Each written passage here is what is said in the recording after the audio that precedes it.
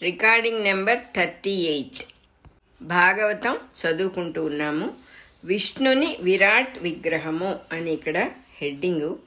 వినుము, భగవంతుడైన హరి యొక్క రూపము అతని యందు కొంత భాగము మాత్రమే, అతడు దానికి అతీతుడుగా కూడా ఉన్నాడు. పిట్ట నుండి గ్రుడ్డు పుట్టినట్లు భగవంతుని నుండి వాని రూపమునకు సంబంధించిన అండము పుట్టును. దాని యందు వివిధ స్థితులలో సమస్త సృష్టియు జన్మించి క్రమ ప్రవర్ధమానమై తనకు ప్రతిబింబముగా పరిణామము చెందుచు తన సమగ్రత్వమునందు లీనమగుచుండును. ఇట్లు పరిణామము చెందు మొత్తమును విరాట్ అందురు. అతని విరాట్ విగ్రహమునందు జరిగినది, జరుగబోవునది, జరుగుచున్నది అను 3 విభాగములు నిలబడి ఉండును. విగ్రహమనగా విశేషముగా గ్రహింపబడినది లేక నామరూపాత్మకమైన నిర్వచనమునకు అందునది అని అర్థము. ఈ విగ్రహమునందు భాగములై ఉన్న ప్రజ్ఞలకు భూత భవిష్యద్వర్తమాన రూపమైన కాలముండును. మొత్తము రూపము గల భగవానునకు కాలము వర్తింపదు, అతడు దానికి అతీతుడై వర్తించును. ఈ అండము కేవలము కోడి గ్రుడ్డు వలె ఉండక ఒక మొగ్గగా పొరలు పొరలుగా ఉండి పువ్వు రేఖల వలె విచ్చుకొనుచుండును. విచ్చుకొనుచున్న రేఖలు కాలమునందు విడిపోవుచుండగా లోపలి నుండి అదే పొరలుద్భవించుచుండును. కుబుసము విడిచిన పామునకు మరల కుబుసమేర్పడుచుండును గదా. చిగుళ్ల నుండి విచ్చుకొనుచున్న ఆకుల నడుమ మరల చిగుళ్ళు పొటమరించుచుండును కదా.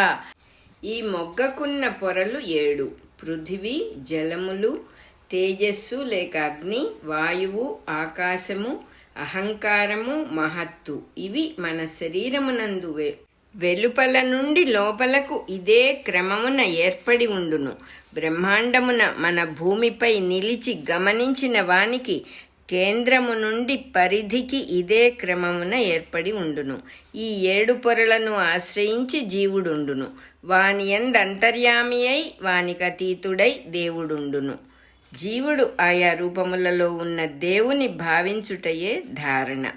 అప్పుడు ధారణకు ఆశ్రయమే దేవుడు. తొలుత అభ్యాసమునకు ఒక్కొక్క భాగమునే తీసుకొని ధారణ చేయవచ్చును. నెంబర్ 1. పాదములు నిలచి ఉన్న తలమునకు క్రింది భాగము పాతాళము. నెంబర్ 2. పాదములు అరికాళ్ళు ఉన్న భాగము రసాతలము. నెంబర్ 3. చీలమండలు మహాతలము. నెంబర్ 4. పిక్కలు తలాతలము. నెంబర్ 5. మోకాళ్ళు సుతలము. 6 and 7 తొడలు వితలము అతలము. ఈ 7 అధోలోకములు అనబడును.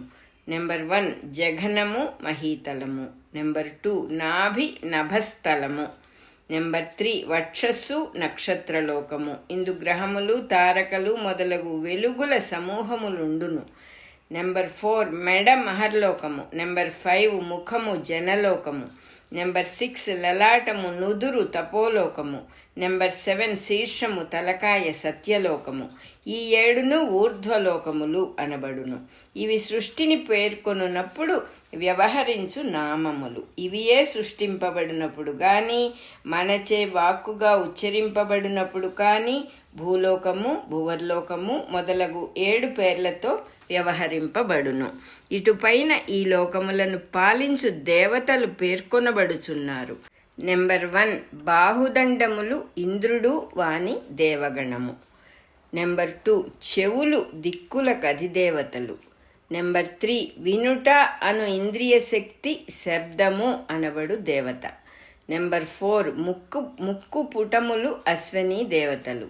నెంబర్ 5. వాసన చూచు ఇంద్రియ శక్తియే వాసనకు అధిదేవత. నెంబర్ 6. నోరు అగ్ని. నెంబర్ 7. కన్నులు అంతరిక్షము. నెంబర్ 8. చూచు శక్తి సూర్యుడు. నెంబర్ 9. కనురెప్పలు రాత్రింబవళ్ళు. నెంబర్ 10. కనుబొమ్మలు బ్రహ్మము. కనుబొమ్మలు విచ్చుకొనున్నట్లు చేయు ప్రజ్ఞయే బ్రహ్మలోకము. నెంబర్ 11. అంగిలి జలములు.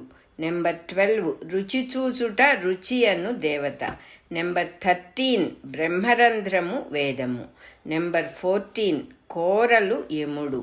నెంబర్ 15. దంతములు బిడ్డలు మున్నగు వారిపై ప్రత్యేకముగా వర్తించు స్నేహముల కళలు. నెంబర్ 16 నవ్వులు జీవులను వెర్రియెత్తించునట్టి మాయల విశేషములు. నెంబర్ 17 కటాక్షములు కడగంటి చూపులు అనంతములైన సృష్టిక్రమముల దొంతరలు. నెంబర్ 18 పెదవులు సిగ్గు లోభము. నెంబర్ 19 స్తనములు ధర్మమునకు మార్గములు. నెంబర్ 20 వీపు అధర్మ మార్గము. నెంబర్ 21 పురుషాంగము ప్రజాపతి. నెంబర్ 22 వృషణములు మిత్రా వరుణములు. నెంబర్ 23 జఠరము అనగా కడుపు సముద్రములు. నెంబర్ 24 ఎముకల గుంపులు పర్వతములు. నెంబర్ 25 రక్తనాళములు నరములు కలిగిన నాడులు నదులు. నెంబర్ 26 దేహముపై వెంట్రుకలు చెట్లు. నెంబర్ 27 నిశ్వాసములు వాయువు యొక్క గతులు. నెంబర్ 28 విభాగములు లేని కాలము ఆ మూర్తి యొక్క వయస్సు. నెంబర్ 29 అతడు చేసిన కర్మలు నానా విధములైన జీవులు పుట్టుటయు సంసారము చేయుటయు. నెంబర్ 30 జుట్టు మేఘములు. నెంబర్ 31 ధరించిన వస్త్రములే సంధ్యలు. నెంబర్ 32 హృదయము ప్రధానము అనబడు మూల ప్రకృతి. నెంబర్ 33 అన్ని మార్పులకు కారణమైన మనస్సే చంద్రుడు. నెంబర్ 34 చిత్తము మహత్తు అనబడు తత్వము. నెంబర్ 35 అహంకారము రుద్రుడు. నెంబర్ 36 నఖములు అనగా గోళ్ళు, గుర్రములు గాడిదలు ఒంటెలు ఏనుగులు. నంబర్ 37 మొలయందలి ప్రదేశమే పశువులు. నంబర్ 38 విచిత్రముగా మాట్లాడుటలోని నైపుణ్యములే పక్షులు. నెంబర్ 39 బుద్ధియే మనువు. నెంబర్ 40 నివాసమే పురుషుడు. నెంబర్ 41 షడ్జము మొదలైన స్వరములే గంధర్వులు, విద్యాధరులు, చారణులు, 4 విధములైన అప్సరసలును. నెంబర్ 42 స్మరణమను శక్తియే ప్రహ్లాదుడు. నెంబర్ 43 తన వీర్యమే అనగా శక్తి సామర్థ్యములే దైత్యుల దానవుల సమూహము. నెంబర్ 44 అతని ముఖమే బ్రాహ్మణులు. నెంబర్ 45 భుజములు క్షత్రియులు. నెంబర్ 46 తొడలు వైశ్యులు. నెంబర్ 47 పాదములు శూద్రులు. నెంబర్ 48 అతని నామములే వసువులు, రుద్రులు మొదలగు వర్గముల పేర్లును వ్యక్తుల పేర్లును. నెంబర్ 49 అతని ధనరాశులు యజ్ఞముల యందు వినియోగపడు హవిస్సులు. నెంబర్ 50 అతడు ఆచరించు సత్కర్మలు యజ్ఞముల ప్రయోగములు. ఈ 70 లక్షణములతో సర్వమయుడైన పరమేశ్వరుని విగ్రహము ఏర్పడును. మోక్షము కోరినవాడు ఇందలి వివిధ భాగములపై ప్రవృత్తులపై ధారణను నిలిపి మొత్తమునందు తన ధారణ మొత్తము లగ్నము చేయవలెను. ఈ రూపమునందు కొన్ని దేహ విభాగములు, కొన్ని ఈ విభాగములను అధిష్ఠించి ఉన్న ప్రవృత్తులు, కొన్ని దేహముతో ముడిపెట్టుకొనని చిత్తవృత్తులు, కొన్ని దేహములను రక్షించుచున్న దేవతాశక్తులు, మరికొన్ని జీవుల స్వభావములను అనుసరించి వృత్తుల విభాగములు, మరికొన్ని మానవుల వృత్తులకు కారణములైన వర్ణముల విభాగములును, ఇంకను కొన్ని ఈ సృష్టి నడచుటకు యజ్ఞార్థముగా పురుషుడు ఆచరించుచున్న మహాయజ్ఞములును, సృష్టి అంతయు యజ్ఞార్థమే గనుక, అనగా భగవంతుడు తన కోసము కాక తనలోని జీవరాశుల కోసము కల్పించిన స్థితిగతులు కనుక సృష్టిలోని వస్తు సంపద అంతయు యజ్ఞద్రవ్యమే. తన ఆస్తిపాస్తులను గూర్చి ఇట్లు భావింపగలిగిన వానికి మాత్రమే మోక్షము కలుగును. ఈ వర్ణింపబడిన లోకములలో ఊర్ధ్వలోకములు 7, అధోలోకములు 7. ఇందు మహీతలము లేక భూలోకము మధ్యగా ఉండి మిగిలిన లోకములు దానికి అటు ఇటుగా వ్యాపించి ఉన్నవి కనుక భూలోకమునకు మధ్యమలోకము, ఫిజికల్ ఎగ్జిస్టెన్స్ లేక కర్మభూమి అని పేర్లు వచ్చినవి. సమస్త సృష్టికి క్రమశిక్షణకు వలయు విద్యాలయము వంటిది భూలోకము. మనోబుద్ధ్యహంకారాది ప్రజ్ఞలును, వానిని అధిష్ఠించి ఉన్న దేవతలు, దానవులు మొదలగు శక్తులను క్రమశిక్షణ పొందుట భూలోక నివాసముననే సాధ్యము.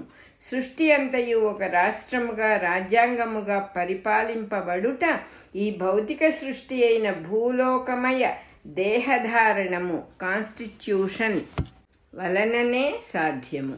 ఈ ప్రయోజనము కొరకే గ్రహగోళములకును జీవులకును శరీరములు ఏర్పడుట. భౌతిక సృష్టి జనన మరణములు జీవన విధానము క్రమ పరిణామము అను కక్ష్యలును తరగతులను ఏర్పడినవి. ఇదియే ప్రాథమిక విద్యాలయము. ఇందలి క్రమశిక్షణమునకు ఫలితమే జ్ఞానానుభవము. ఇందు ఉత్తీర్ణతయే మోక్షానుభవము. పాతాళము మొదలుకొని అధోలోకములు 7ను ఊర్ధ్వలోకముల యొక్క అభావములు.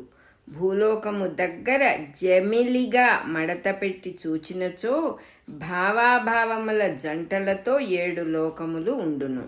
ఈ వర్ణనమునందలి సూక్ష్మ వివరములు మన శరీరమునందలి భాగములకు చక్కగా పోలికకు సరిపోవుచున్నవా లేదా అను పరిశీలనము వలన లాభము లేదు.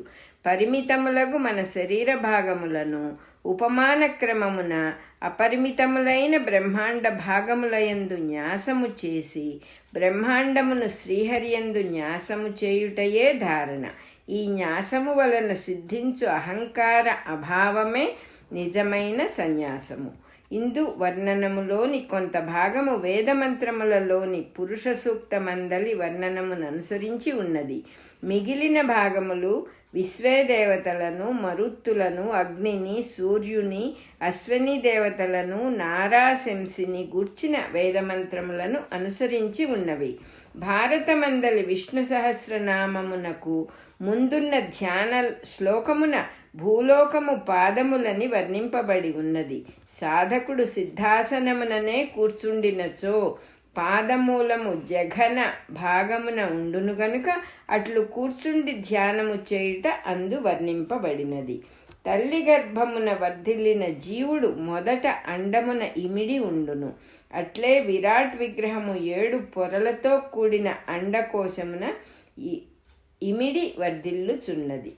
ఈ విధముగా ఈ విశ్వమంతయు హరిమయము, శ్రీహరి విశ్వమయుడు. ఈ భావన చేసిన వాని దృష్టికి ఒక పరమాణువు కూడా హరిమయము కానిది లేదు అను సత్యము గోచరించును. సంశయముతో పని లేదు. మయము అనగా దానితో కూడినది, దాని నుండి మార్పులు చెందిన రూపములు కలది అని అర్థము. కుండ మృణ్మయము అనగా మట్టితో నిండినది, మట్టితో చేయబడినది. ఇందు మట్టి సత్యమైన ద్రవ్యము. కుండ అను పేరును ఆకారము మనం ఏర్పరుచుకొనినది. అట్లే సృష్టిలో శ్రీహరి సత్యమగు ద్రవ్యము. మిగిలినవి అన్నియు మనం ఏర్పరుచుకొనినవి, మనము పెట్టిన పేర్లు సంబంధ బాంధవ్యములును. రికార్డింగ్ నెంబర్ 38 అయిపోయింది.